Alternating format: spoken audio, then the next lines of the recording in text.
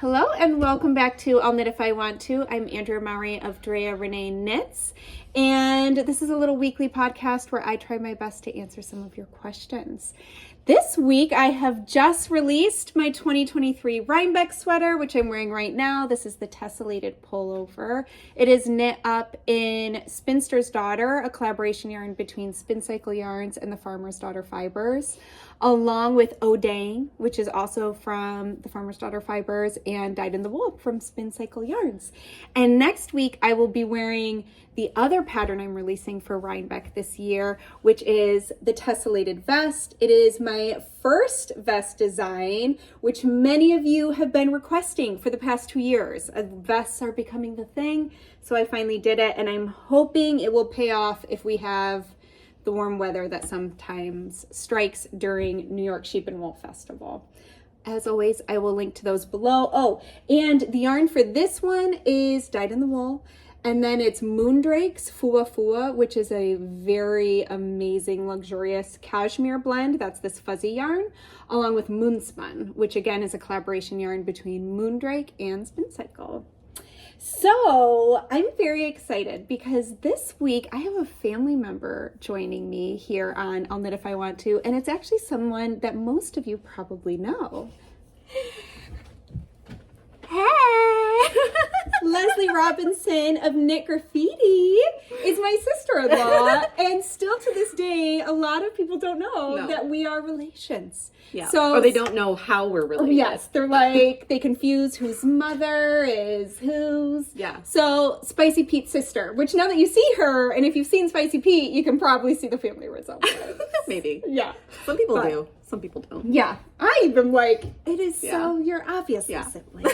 But, so we're so excited that Lesley and her family are here from Texas. And so we have a little gaggle of children who we will see if they scream in the midst of this. You might hear them outside. Just have them come up. James can do his Rubik's Cube. They can each show a talent. Yeah. It's talent hour. Drea Renee Knits.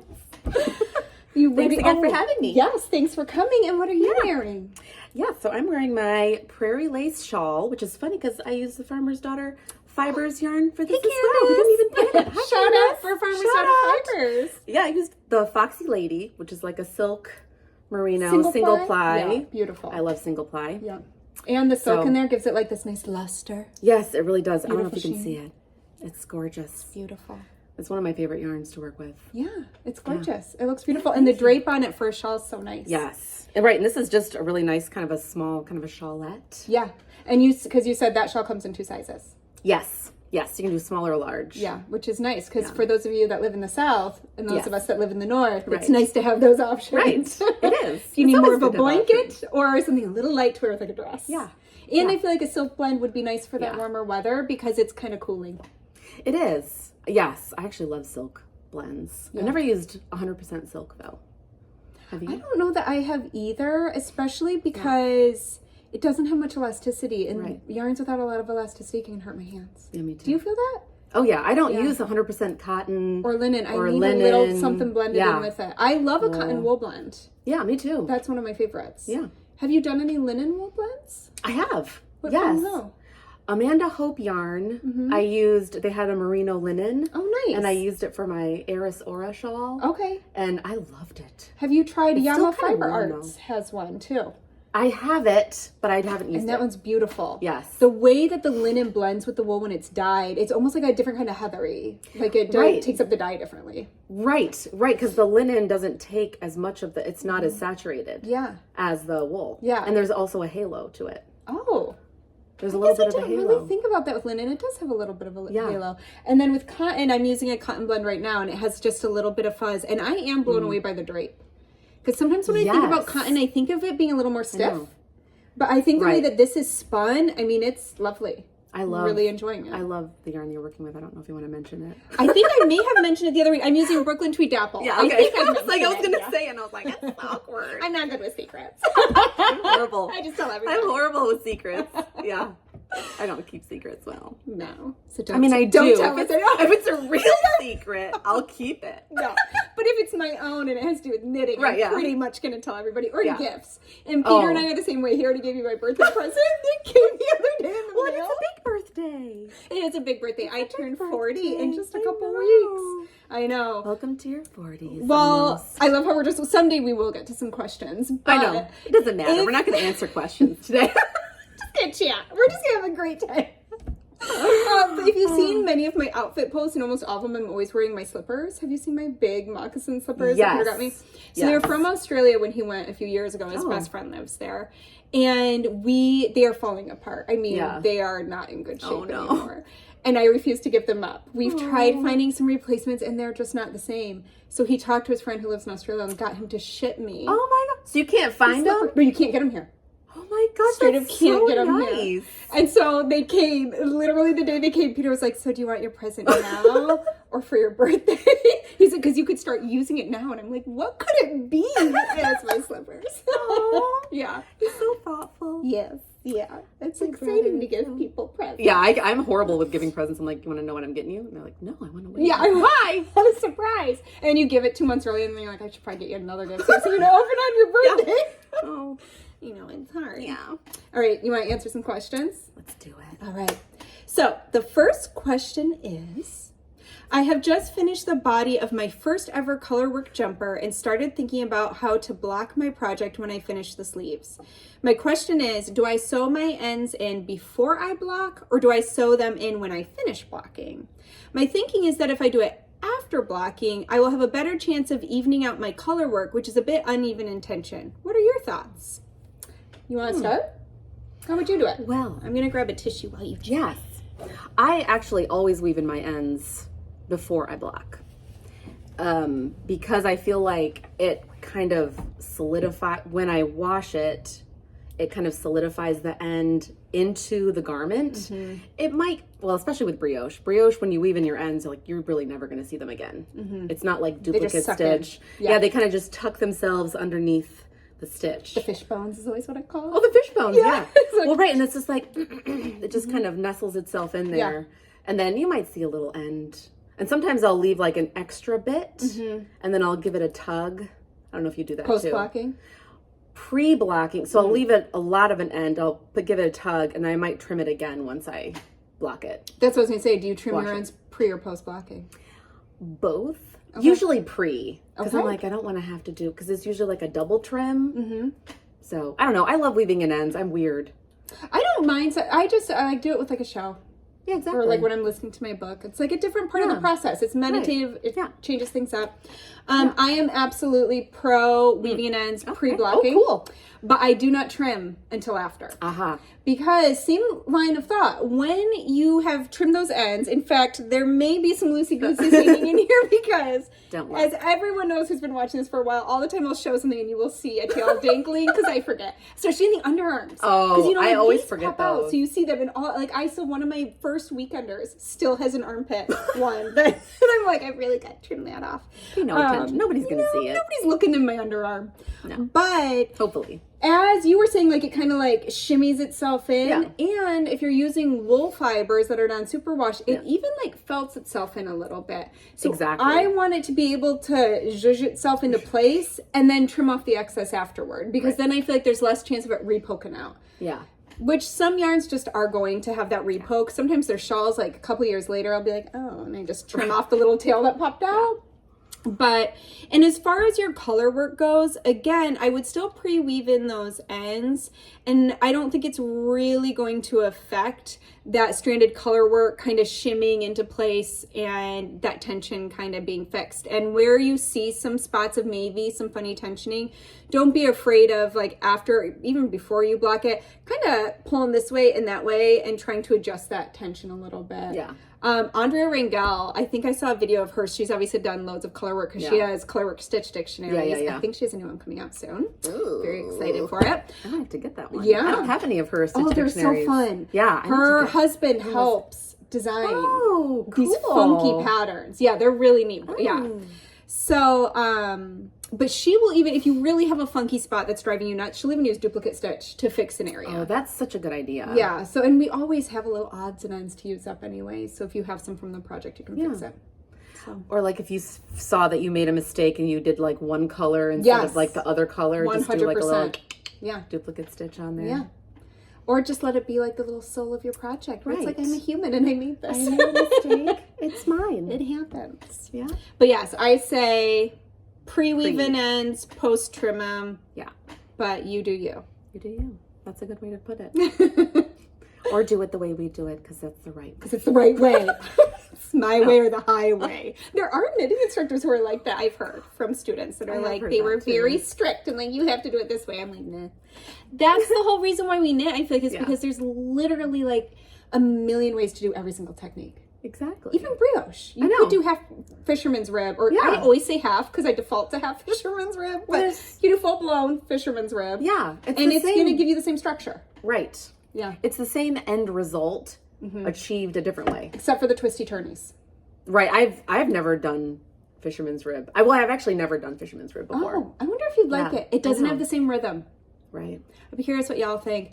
But what I have found is most people, what they love about brioche is it's that same rhythm when you first start knitting and your brain and your hands finally don't have to talk quite so hard to like do it. Right. That you're just like, oh my gosh, this is so fun. And brioche is the same thing. It's just like... It's very meditative. It is the best. We love brioche. We love brioche. Definitely. Leslie loves brioche. She's written a whole book about it. I'm obsessed.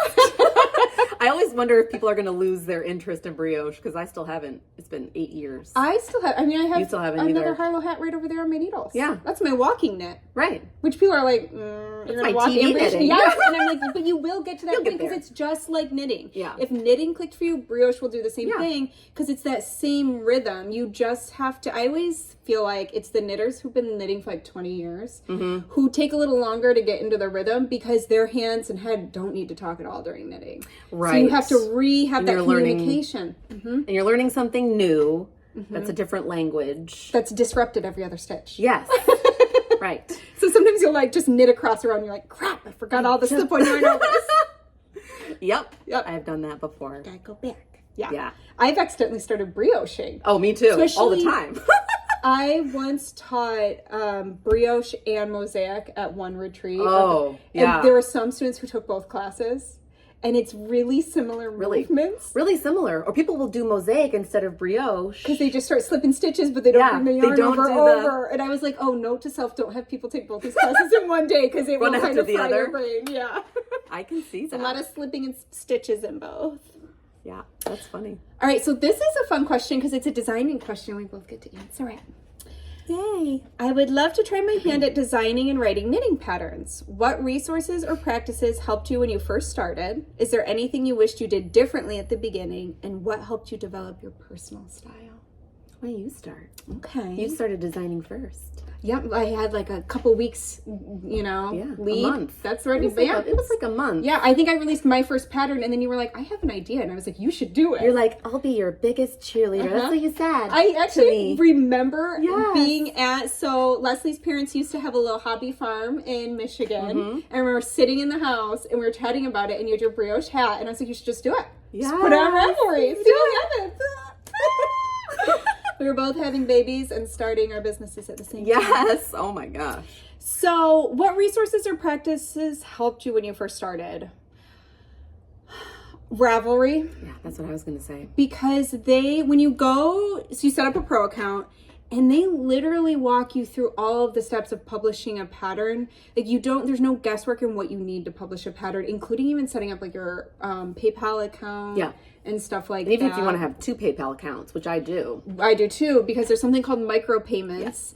Yeah. And PayPal doesn't make it, right around the time we started is when PayPal stopped making that an obvious thing. You kind of have to dig for it.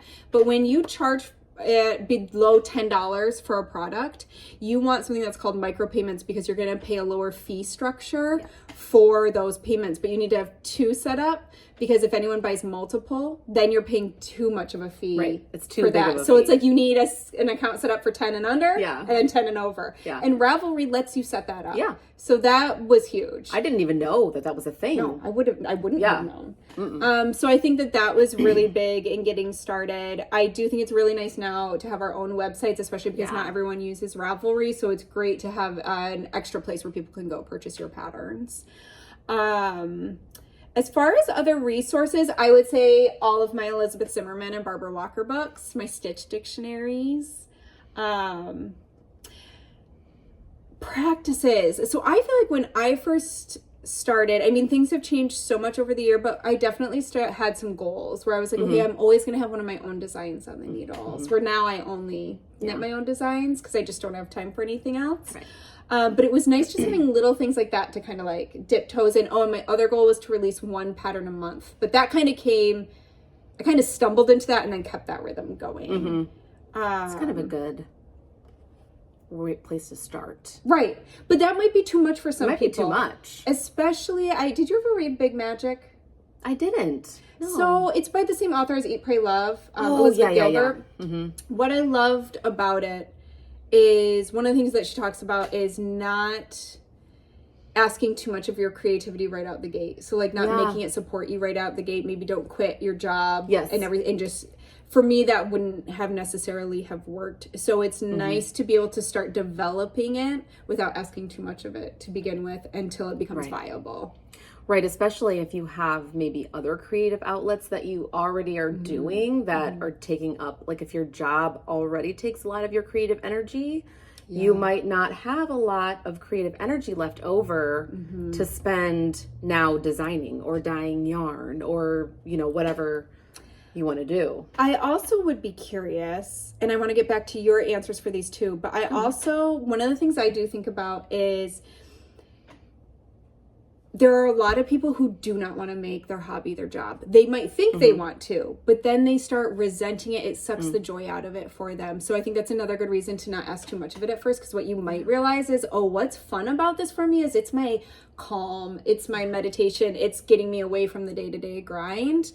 I have never found that. I mean, literally, Peter and I were going for a walk with the kids the other day, and I brought my knitting, and I looked at him, I was like, I love knitting. I love my job. I know. But I've known people who, they love to eat out, they love to cook and host dinner parties, and they open a restaurant, and they're like, this is different. Oh, this sucks. You know? I can see that though. I mean, that's a lot. Yeah, and I think it can be that way in any industry. So I think also starting slowly kind of tells you, is doing this as a job going to fill you up? Yeah. Because I think when you have your own business and when it's a creative business, it has to bring you joy even when it's really hard. Right. It is really hard. Because, well, and it's not true for every designer that, like, I think Andrea's the same way, but it's just me. Yeah. It's literally most me. of us don't have like teams. I don't have a team. Yeah. I have a tech editor and I have test knitters that I work with. I don't have sample knitter. It's just me. And that's how I started. Yeah.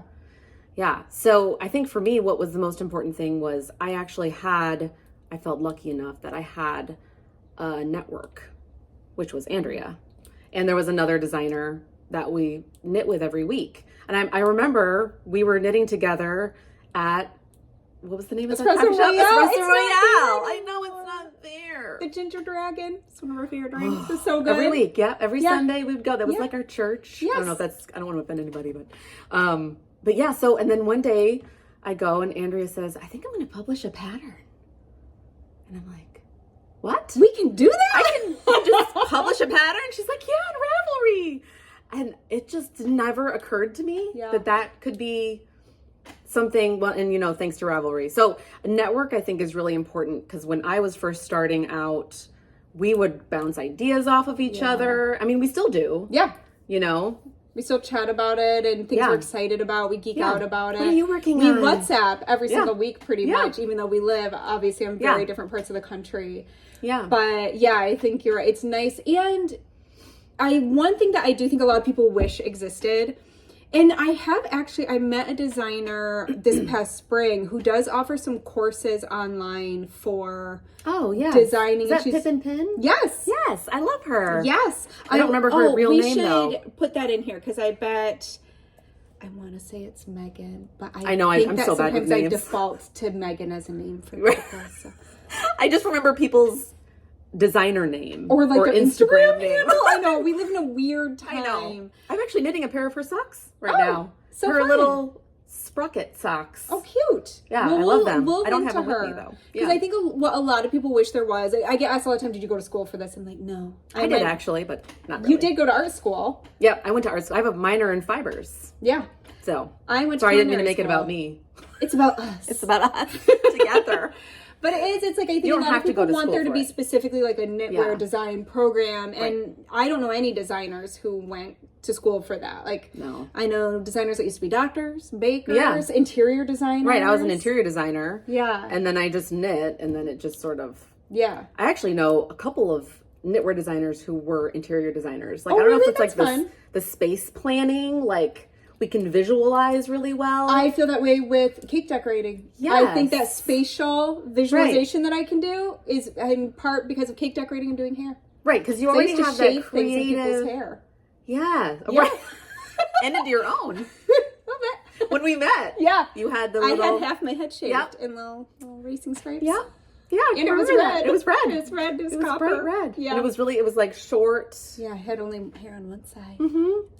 But that being said, we really just figured everything out as we went along. There weren't as many resources back then, because that was in 2015. Because you started in 2014. I was in 2015. Yeah. There weren't, I mean, honestly though, I will say Ravelry has a great group and there's so many forums in Ravelry that are like resource. So if I ever have a question, I just go there and do a search. Yeah. It's a great place to find tech editors. They have like tech editors who are looking for clients will post there. Yep. Same with test knitting. I used to just do the big test knitting forum when I was getting started to find test knitters. Yep. So it's really, if you can use it, it's a really helpful resource when you're getting started. And again, depending on what you want to design, I really loved like my Barbara Walker books for sweaters. I still reference from the top. Yeah. And I mentioned it here so many times. Yeah. You gave me that book. Well, you didn't give it to me, but you told me about it. I should have known it too. You should have. I don't think there is anything I wished I had done differently at the beginning. Is there anything you wished you'd done differently? Oh, was that part of the question? Yeah, it's like at the end. At the beginning. I think for me, I wish I had, because when I first started designing, I didn't think of it like, I'm starting a business. No, I was just like, hopefully somebody might buy this so I can buy skinny yarn. Right, exactly. That's my goal. I was like, because I had no yarn budget when I started. I was getting yarn from Knit Picks, and I was using like Cascade. Oh yeah, Woolies. I was using whatever I could afford. So, and then that's when artisan indie dyed yarn started becoming is your fave. Right. And that was actually one of my early missions was I always wanted to support indie dyers and local yarn shops. But it was the same. So I'd say like, because I remember I didn't even have a business checking account until like years later, where I was like, oh, maybe I should register my business with the city and So I would say, maybe don't do that. Maybe start it as you mean to go on. Kind of thing. Well, and in regards to that, actually one of the tips, and I don't remember who led me to this, but I found out we had a Lansing Community College. Yep. I went there for 3 years. I went there, did my basics. Oh, yeah. I didn't know that. Yeah, just for like 2 years. Oh. Then I went to all my vocational schools. Oh, I cool. like to learn all the things. Yeah. Like if I had more time in my life, I would still go to like yoga teacher training, even though I'm not very good at yoga, but I just want the info. I don't want to teach it. You don't want to teach it. Just want the info. But somebody told me, that at the community college, they offer free business advising to new businesses. Cool. And so Peter and I went and idea. met with a business advisor. Oh. And it was so helpful and that's how I found my tax person. Oh, so if very you have cool. like a local community college, see if they have business support, because that was really, really helpful. There was something else that I wished I'd done differently at the beginning. I think I lost it. Maybe it'll come back to me. Okay. What helped you develop your personal design style? Oh, brioche. Yeah. Well, but when brioche is why I started designing. Well, it was so funny because I found brioche and then I show up to knitting group and you're brioching. She's brioching. And I'm like, hang on a second.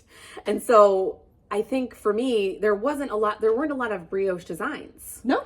At that time. Mm-hmm. In like 2015, there was like just Nancy Marchand, Stephen West. Yeah. I mean, that was pretty much it. Yeah. And so I became obsessed, especially with like the twists and the turns. Yes. And then I remember you came up to me and you're like, I want to design with brioche too, or something like that. And so yeah. I would think that's we did our kind little of collaboration. Yeah, we did our knit and color. So Lesley and I did a sprayer. few. Yep. Yes. And our first release, I think, correct me if I'm wrong, but it was my Brioche Delicious Yep. shawl, obviously, and that was my first brioche design. And your Sizzle Pop. Yes, and my Pop Fizzle, Pop Fizzle was the hat. Sizzle Pop Lots is of the shawl. sound I know. effects and Lots pops. of random things. People Uh-huh. always are like, the Pop Sizzle, the Sizzy Poppy. It was so fun. We had our little was photo so shoots. You fun. had your green Converse and your skateboard. Yes, my Yes. mom actually took the photos. Yeah. And then I remember at the end of the day, because we did like a 1-day sale, Uh-huh. and at the end of the day, we called each other. We're like, "How many did you Yeah, sell?" how'd you do? And you're like, "This many," and I'm like, "This many." I know it did really well. It was very We did exciting. very well. Especially for those early years of brioche where a lot of Yes. people were nervous about it. Yeah, people were nervous because there weren't a lot of designs.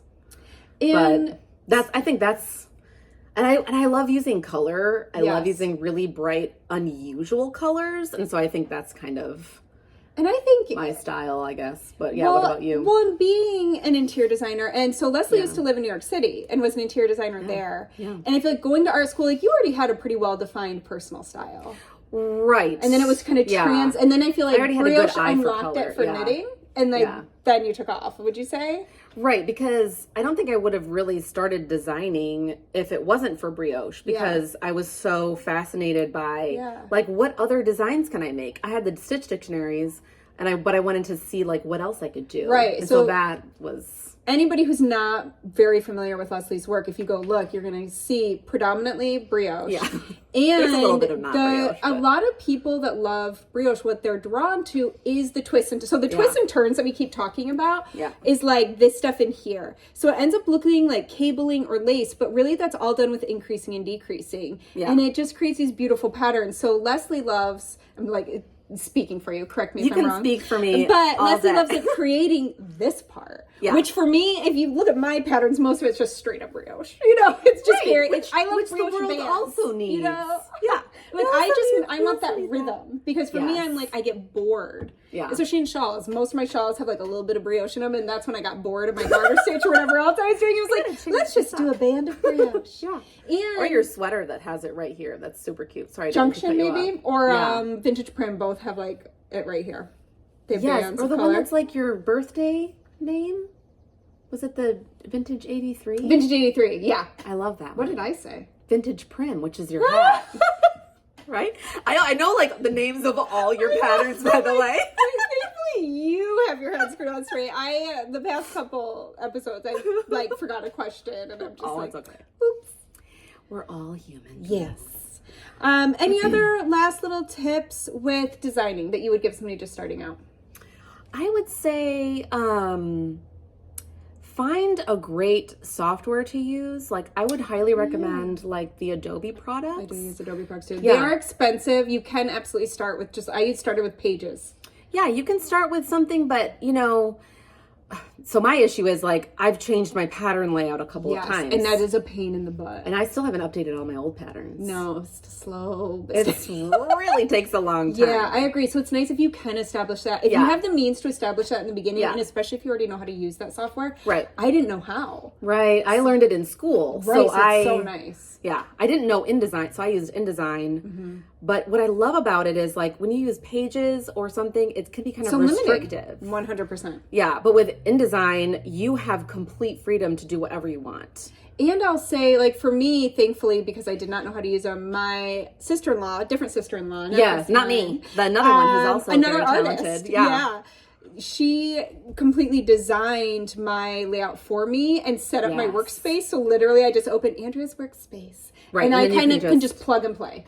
That's so nice. I will also say another question I get all the time, you might get it too, is people wonder how we chart. Yes. And I use Illustrator I do now. too. Yep. Yep. Thanks. I learned Illustrator. from Megan Schmaltz, my tech editor, because again, I started with Stitch Mastery, Right, which is just for knitting. Right, which is another great one to use. There's also some free charting Yeah, there are. websites. But again, they're going to be limiting. They're going to be very limiting. And it mostly, I think, is for like color work, Yeah. lace, Cable. cable. Maybe they have the brioche symbols. I don't know. I've never seen any with brioche symbols. I haven't Stitch either. Mastery actually, I think, did, but it was very limited in how they were all like a rectangle or a square chart.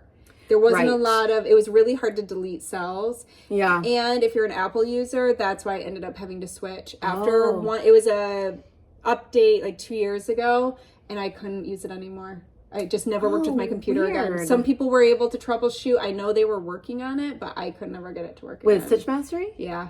Oh, So that's when I was weird. like, all right, Andrea, it's time to level up. Illustrator. Well, and with Illustrator, I literally have to draw all symbols. of my symbols. Yes. But But then then once they're done. Yes, then you just keep them. And you have your Yeah, template copy, and you paste. can, yes.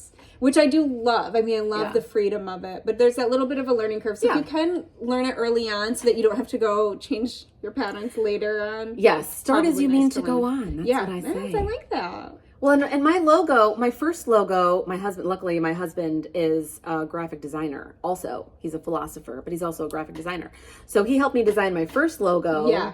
But then it was just like, it wasn't enough anymore. So Yeah. he helped me design a new logo. So also with if you have a logo, make the one that you want to have. So you don't and have to keep. rebrand. So you don't have to have the whole I also rebranding had two issue. logos. My Yeah. first logo was literally, I doodled a yarn ball and my signature. Yeah. And it Which was like, it was cute though. I think I made that in Pages. I don't even know how. Oh. I did that. But again, sister-in-law and her wife, my sister, came to the rescue. And as my Christmas present one Yeah. year, my little sister went through my Instagram feed and she was like, I just kept seeing like bun, lips, and shawl. Bun, lips, and shawl. Yeah, so and that that's my became- logo. Yeah. Because your branded is you. Yeah. You know, Yeah, yeah. you are your brand. And it was sort of because I was trying to come up with a new logo and struggling, and so it was fun. hard. It was nice having somebody else see me and Yeah. reflect me back so Oh, well. yeah. I was like, aw. One last cool. thing I'll say about designing that I think has been pivotal to my own career, and I'm curious if you feel the same way, Yeah. is I very much design for myself. I really try to stay true Oh, to yeah. what is filling me up and bringing me joy. When you get that bubble of excitement, you're like, oh my gosh, I just want to see if this works. Like, and like you almost like can't knit fast enough to see if it's all going to turn out in the end. Like, I think continuously trying to follow that. If you're trying to design for other people, for the customers, for things like that, I don't think it goes as well because it's almost like setting the expectation too high. I feel like your true heart doesn't show through in the work. Right. Where I think when you that's really what's follow your helped heart, us people to be feel it. successful. Yeah, it's like I think that people feel the excitement in your work because it was there. Right. That's exactly, I feel exactly the same way. Like I design what I want to see in the world, Yeah. not what's already out there. Because if it's already out there, it's already Yeah. out there. Right. Yeah.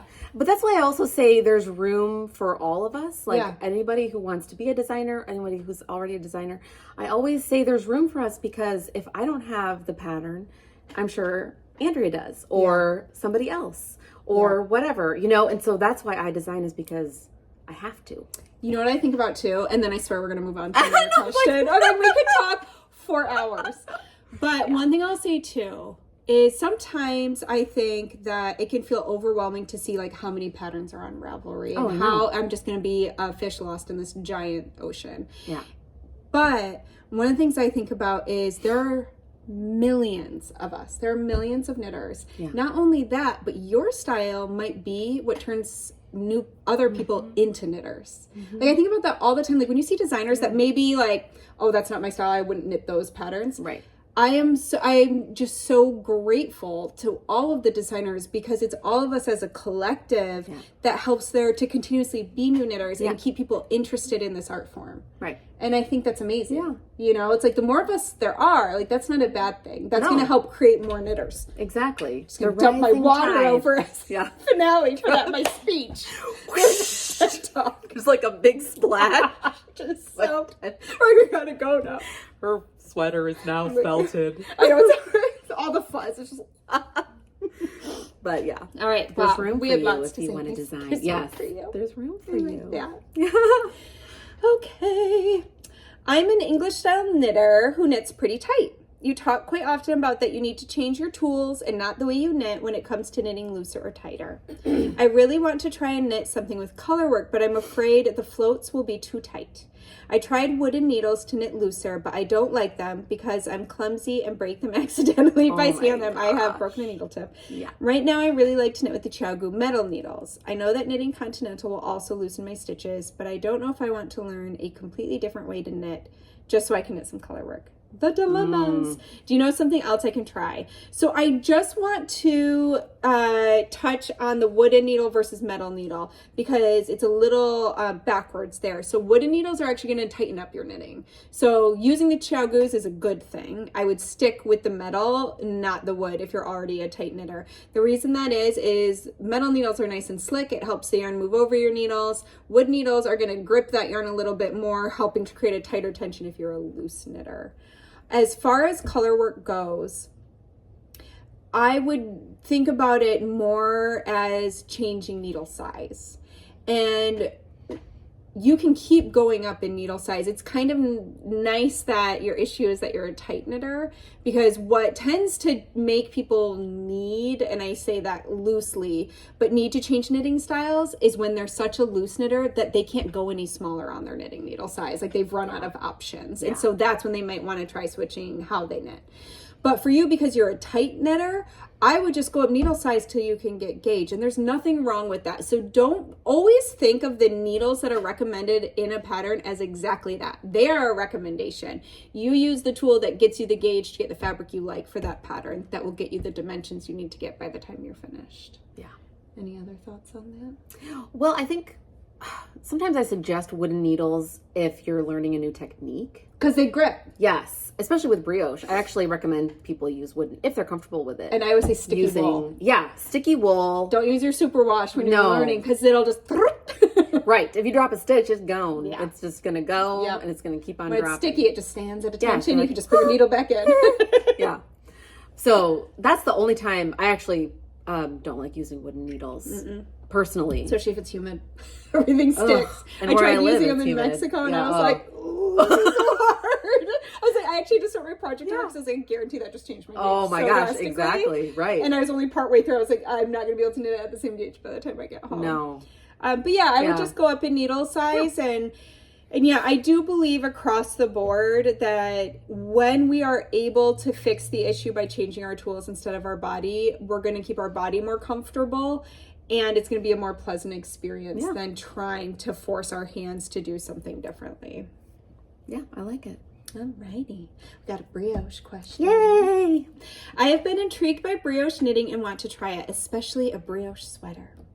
I like to have short rows on my knitted sweater. My question is if I should knit brioche in the round, and then when I am knitting the short rows, I should knit brioche flat. Am I thinking correctly or am I wrong? And I hope you understand my question. So to knit short rows, you have to knit them flat because you're turning. Right. So they don't just keep going around in a circle. You work them back and forth. So even a sweater that's knit in the round, you are going to knit that portion flat. Right.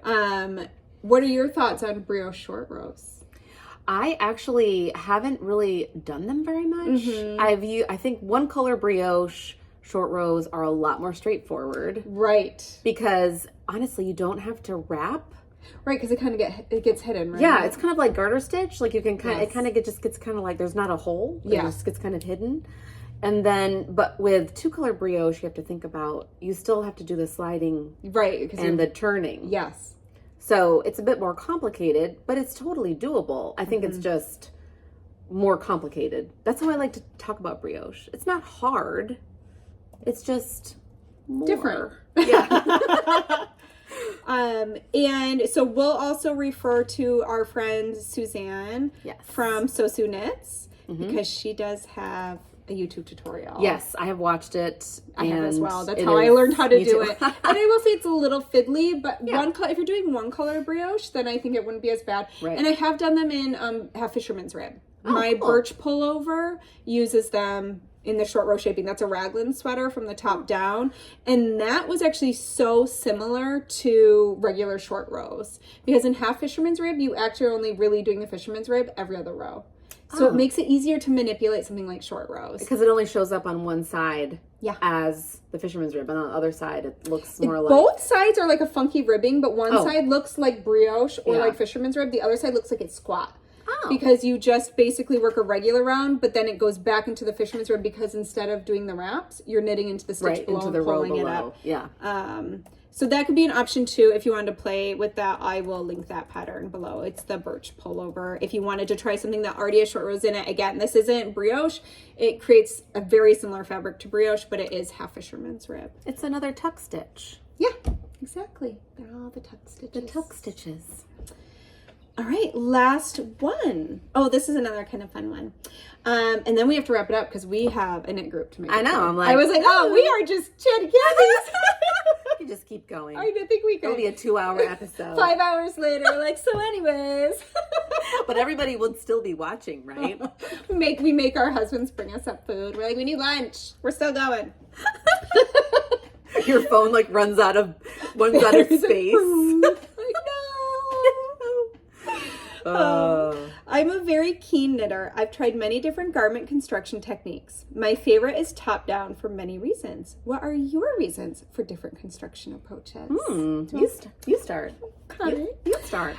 Typically it's the shaping. You design more sweaters than I do. I'm actually had to have a little like talk with myself the other day of like, Andrea, you have got to like do some other things besides sweaters because I just am like addicted. But why? Why do you have to do other things? Well, because I feel like some people probably don't want to knit a sweater. Yeah. And some, and I'm I like, hear you. And I will say it's a lot easier to design Like accessories because yeah. you don't have to do. It just doesn't take as much post work. Right. You know, you design the one thing and then even that's grading like a hat or socks is like little tiny spreadsheet done. Very if you true. even do sizes where a sweater is just like, okay, let's do this. Okay, but basically, generally, it depends on the shaping, and that is what makes my decision. I do love a top-down sweater. I think that they're really great, especially as beginner sweaters, because you get to try them on as you go. Yeah, right. I think that's why most people like that style. And a lot of people don't like seaming. I actually don't mind seaming. It's just not how my brain works for designing. I generally do seamless sweaters unless it's the rose cardigan, which had to be seamed because that's such a crazy construction on that sweater. But generally it is the shaping, and that will determine. I pretty much always do drop shoulders like I'm wearing. I always do them from the bottom up. Yeah, it's me just too. the way my brain works for them. And I really love an exposed seam. Yeah, and it looks so nice on so them. I always think of finishing at the shoulders. Circular It's more sturdy. Yeah, I like having that. Where some people might want like a seamed, but top down, a lot of people do a provisional cast on and they knit out of both sides of it, and it's not going to be as sturdy. Right. But I don't have a strong opinion of like I must do this top down or bottom up. It's really what will look better in my patterning increases or decreases. And a lot of times that's what's going to determine if it's decreases, I need to go bottom up. If it's increases, I'm going to go top down. Yeah, right. Especially if you have a specific stitch pattern that looks better with the decreases. Yep. Or even some color work motifs look very different if they have the V's or the inverse, you know, or the depending on the direction. tent. Yeah, there you go. I was like, or these. This or yeah. Yeah, I hear you. I know. I don't design very many sweaters. I'm kind of starting to. I want to design because there aren't a lot of brioche sweaters. Yeah. And I don't know if there's a market for it, but I'm like, I kind of want it. I think so. Yeah. Yeah. Especially because I feel like just like people who love like the really intense stranded color work where it's all over really tiny little motifs, or like the cable knitters, like there's always that solid group of people that like you love what you love. Yeah, they're gonna go for it. And they want those brioche sweaters because they want to keep doing the brioche. Right, yeah. And so how would you answer that question for shawls? Well, I think it depends, like you were saying, it depends on the stitch pattern. So like for me, I look at the stitch pattern and kind of the repeat. How does it, if I do this shawl shape, you know, top down versus side to side, how does the stitch pattern look in that? So I'll kind of mess with different shapes, and then I'll just do, but plus I also have like my favorite shawl shapes. Like I love the boomerang shape, which is this, which is what this one is. Little asymmetrical triangle. Right, which is, you know, on the bias. So, yeah, I think I like to try out different constructions too. It's fun. Just kind of experimenting. Yeah, challenge yourself. Yeah, challenging. But also there are some stitch patterns that like that stitch pattern repeat might fit really, really nicely with X amount of stitches being increased every row. And that might determine, you know, like in a crescent shawl, you only you're either going to do like a pie style where you're going to increase along the entire row for a row and then not do any shaping for a little while. Right. Or you're only like going to do it on the edges. Or whatever, yeah. And some patterning looks really nice if you don't have to disrupt it in the middle with a spine, like a triangle shawl with that shaping. So it will depend what you want to do with it. Yeah. Right. And I tend to make it easier on myself. Like if the shaping's going to occur easier. Yeah. Exactly. One shape or another, I might go with that. Right. Exactly. Make it easy on yourself. Yeah. And especially it usually so it's more intuitive for the knitter. What were you going to say? Right. Yeah, exactly. Right. If it's just like a 10-row repeat, then that's going to be more straightforward than like, hi, your repeat doesn't start for 59 rows. Right. And there's not a repeat. You just got to go to a different chart. Row and use your 30-page 30-page pattern. I have a pattern like that. Yeah. Yeah. Because I couldn't. The chart would have been. You would have had to print it out, like an A4, and put it on your wall. Yeah, yeah, like a sewing project pattern. it up. Project it. Yeah. Anyway, yeah. And I would always rather give people more information than not enough. I really try hard to not make anyone guess. Yes. So it's like I'd rather make them a little lengthy. And I think people appreciate. I think people appreciate. I think so. I mean, there's definitely the really advanced knitters that are like, give me like 3 words and I got this. You know, like they can just do it. Yeah. But I'm not one of those people though. I don't like to guess. Yeah. I don't want to leave. The first time I ever knit a sweater, there was so much left to the knitter, but I had never knit a sweater before. Sure. And so I was so confused. Especially back in the day, like patterns used to be way more vague because there was an assumption of information that you knew. You had to have like a certain skill level, really. Right. And I just was so confused. And so I thought when I design, I don't want to have there be any confusion. I want it to be very, and I think you're the same way. I really try to stay in my beginner brain. I actually think that's why it's good to continuously like learn new things because it reminds you what it feels like to be in the beginning stages or learning a new technique or whatever it may be, and keep that in your mind as you're writing a pattern. Right. Yeah, I agree. Well, where can we find you? Oh, yeah. So Knit Graffiti is everywhere. I'm Knit Graffiti on Instagram, Knit Graffiti on Ravelry, knitgraffiti.com. And you can call me Knit Graffiti. I'll respond to that. You also have your Patreon. I do. Thank you for... Yeah. So what do you do on your Patreon? Well, my Patreon is, you can find me there as Knit Graffiti too. And it's a really fun community. I do so much for them. I do a lot of exclusive patterns.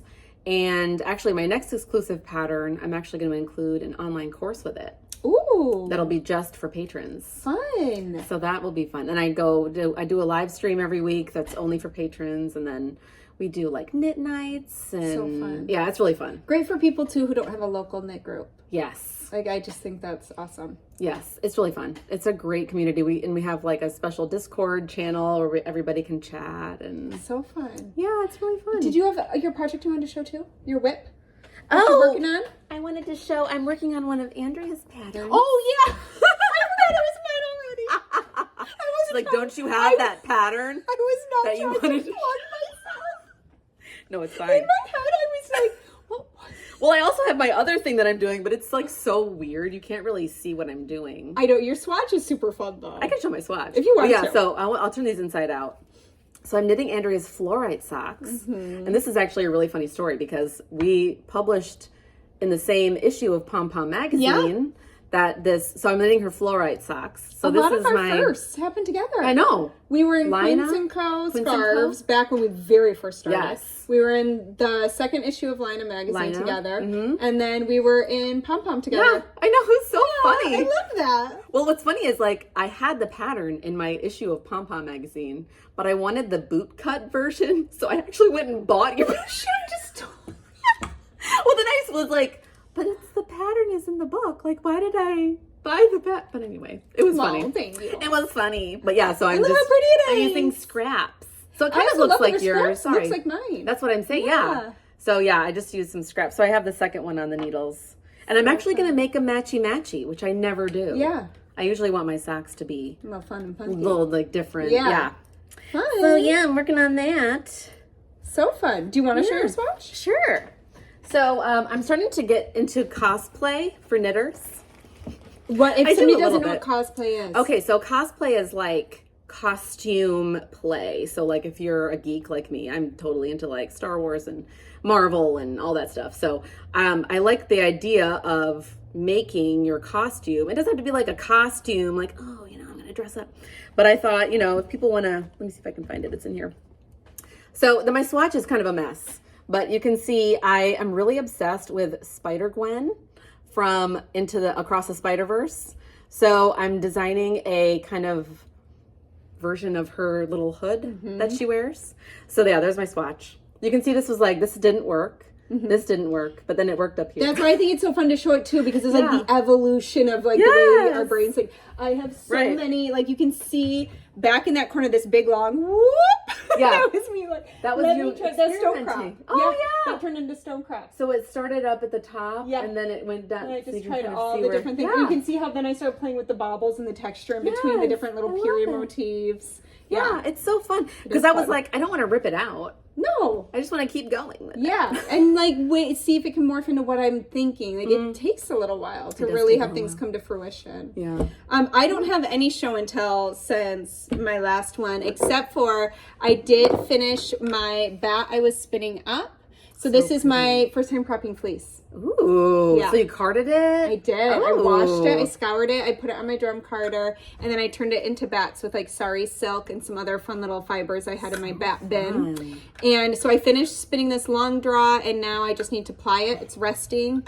So I hope to, by the end of the weekend, get that into a skein. And very cool. Yeah. But I think that's all I've got. Yeah. Well, thanks for joining. Thanks for having me, Andrea.